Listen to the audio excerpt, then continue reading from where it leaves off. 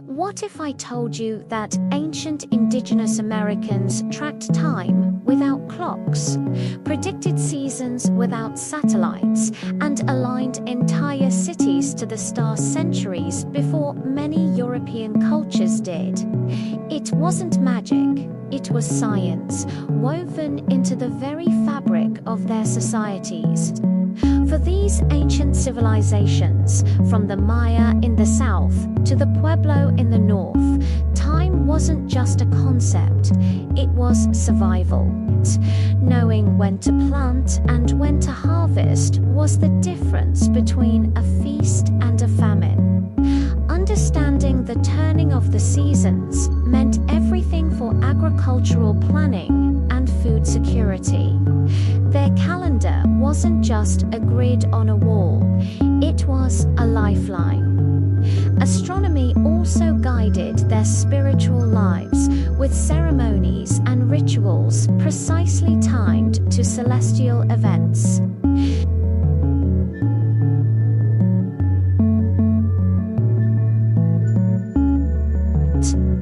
Let's dive into the mind-blowing complexity of the Maya calendar system.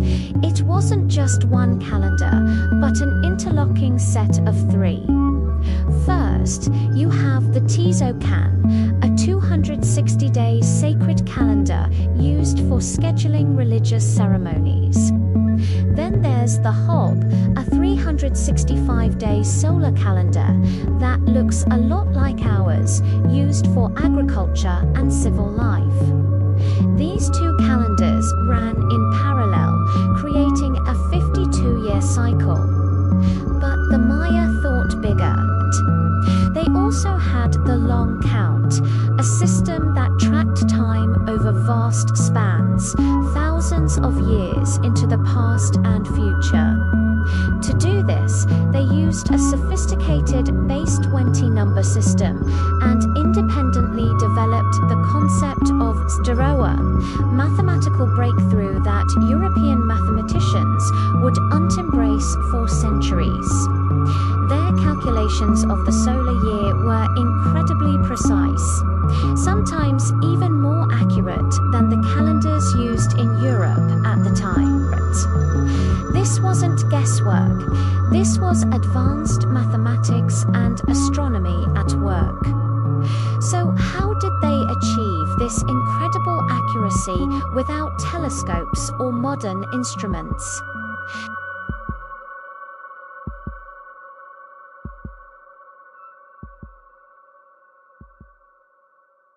They weren't just casually stargazing, they were scientists of the sky. For centuries, they recorded the movements of the sun, the moon, and the planets. They paid special attention to Venus, which they called the Great Star.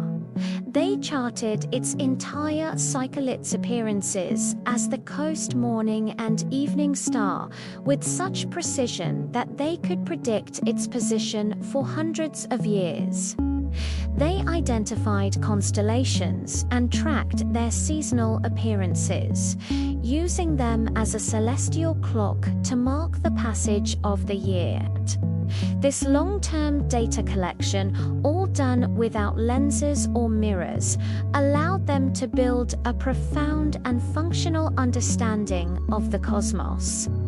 This celestial knowledge wasn't just confined to books or oral traditions. It was literally built into the landscape. We see this in their incredible solar architecture. The most famous example is at Chichen Itza, where during the spring and fall equinoxes, the sun casts a shadow that creates the illusion of a giant serpent slithering down the steps of the El Castillo Pyramid. In the American Southwest, the ancestral Pueblos created sundaggers like the one at Fajardo Butte, where precisely placed rock slabs channel beams of light to mark the solstices and equinoxes on spiral carvings. And near modern-day St. Louis, the city of Cahokia had a massive circle of wooden posts, known as a woodhenge, that acted as a solar calendar, marking the sunrise on key dates throughout the year. These structures were more than just buildings. They were giant, functioning astronomical observatories.